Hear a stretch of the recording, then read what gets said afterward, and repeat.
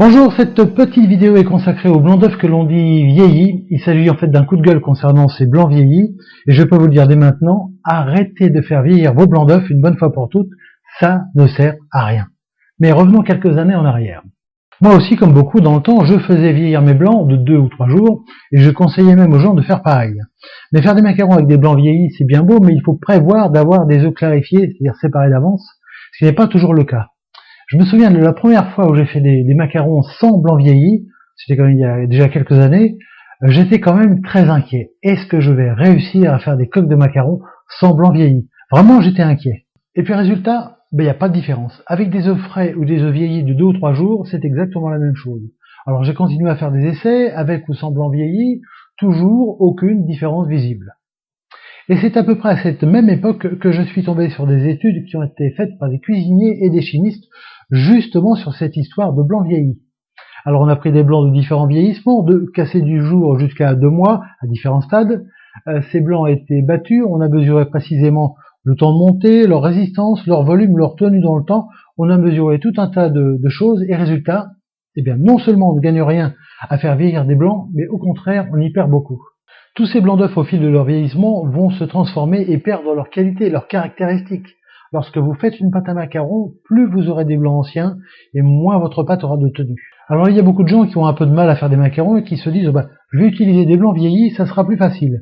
Pas de chance, c'est exactement l'inverse. Ça rajoute de la difficulté, comme s'il n'y en avait pas assez. Croyez-moi, ça fait maintenant des années que je fais des macarons avec des blancs d'œufs frais et tout va bien, ça marche parfaitement. Les ateliers à domicile, c'est pareil. On prend des œufs frais, on les sépare sur place, on fait des macarons et tout va bien. Alors je ne vous ai pas encore dit ce qui se passait lorsque l'on faisait vieillir des blancs d'œufs. Les blancs d'œufs sont composés de deux choses, de l'eau et des protéines. Protéines qui dans le cas du blanc d'œuf est de l'albumine. Et puis il y a dans les blancs toujours un peu de bactéries qui sont naturellement présentes. Lorsque vous allez faire vieillir vos blancs, ces bactéries vont mourir peu à peu et disparaître. Ça c'est une bonne nouvelle. Sauf qu'à la place, ce sont des toxines qui vont faire leur apparition. Plus vous allez faire vieillir vos blancs, et plus ils vont se charger en toxines. Je vois que ça commence à vous faire réfléchir sur l'intérêt de ces blancs vieillis.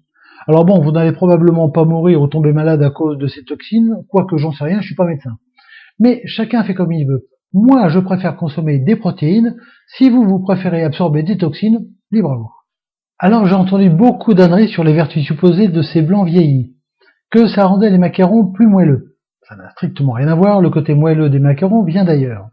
Que ça empêchait les coques de se fendiller et favorisait l'apparition de la collerette, là non plus, strictement rien à voir, tout ça est bien connu et vient d'ailleurs. D'ailleurs, je vous décris tout ça en détail dans les ateliers macarons en vidéo. Qu'est-ce que j'ai lu encore? Ah oui, que de faire vieillir les blancs permettait de laisser le temps à l'eau des blancs de s'évaporer et ainsi d'avoir une pâte à macarons moins liquide. Mais si la pâte à macarons est trop liquide, il faut mettre moins de blanc tout simplement ou mettre plus de temps pour temps. En tout cas, ça veut dire que les proportions sont mauvaises ou mal équilibrées. Mais il n'y a pas à laisser les blancs comme ça pendant des jours, à attendre que ça s'évapore un petit peu, on va gagner un demi-gramme d'eau, c'est ridicule. Surtout si les blancs sont au frigo filmés, ah oui, ça doit drôlement bien s'évaporer. J'ai vu également à plusieurs endroits la fausse bonne astuce consistant à faire vieillir artificiellement des blancs en les passant au travers d'un tamis ou d'une passoire. Alors effectivement, lorsque l'on tamise des blancs d'œufs, ils ressortent plus liquides, un peu comme des blancs vieillis. Et puis s'il y avait vraiment une utilité à faire vieillir des blancs, ça n'est pas pour les rendre plus liquides, parce qu'on n'aurait pas besoin d'attendre 15 jours pour ça, puisque dès le lendemain, ils commencent déjà à se liquéfier. Et puis passer des blancs au travers d'un tamis, ça n'en fait pas pour autant des œufs vieillis, ça reste toujours des blancs frais. Mais je vais vous dire à propos de cette viscosité, là non plus, il ne faut pas en faire toute une histoire. Au départ, à l'état naturel, c'est vrai, les blancs sont un peu visqueux. Et souvent, quand vous voyez sur des recettes, on vous conseille de commencer à battre à vitesse lente, justement pour casser cette viscosité, et augmenter ensuite la vitesse du batteur. Mais cette viscosité n'empêche pas les blancs de monter. Lorsque vous allez battre vos blancs, cette viscosité va disparaître rapidement, elle va disparaître naturellement d'elle-même dans le brassage, et c'est tout.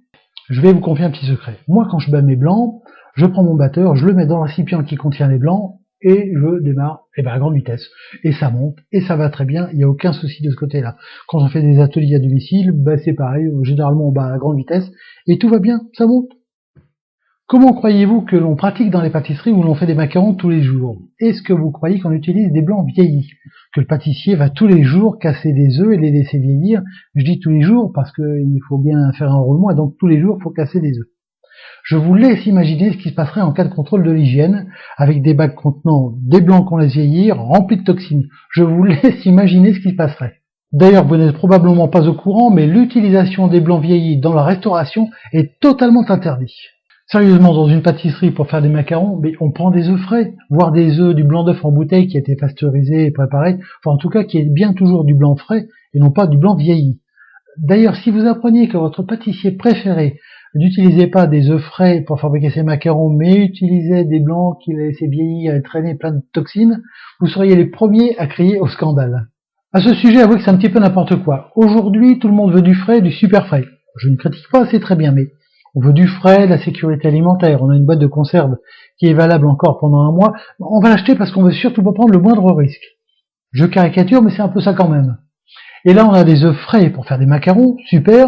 Et ben, on va les laisser vieillir avant de s'en servir. Avouez que c'est n'importe quoi. Tout ça pour ne rien gagner, je vous le garantis, et surtout prendre des risques alimentaires. Alors vous allez me dire, mais pourquoi tout le monde parle de cette soi-disant super bonne astuce de blanc vieilli? On voit ça partout sur Internet. Vous savez, j'en ai déjà parlé, mais sur Internet, on peut apprendre plein de choses intéressantes, mais aussi on peut y lire plein d'âneries. Et puis il y a une pratique que beaucoup de blogs et de sites utilisent, qui consiste à aller copier ou s'inspirer des autres blogs ou sites. Alors vous avez 2 ou 3 sites ou blogs qui racontent par exemple qu'il faut faire vieillir les blancs, et puis un 4e blog toujours à la recherche de bonnes astuces, voyant que les autres ont déjà donné cette bonne information, va le mettre également sur son site.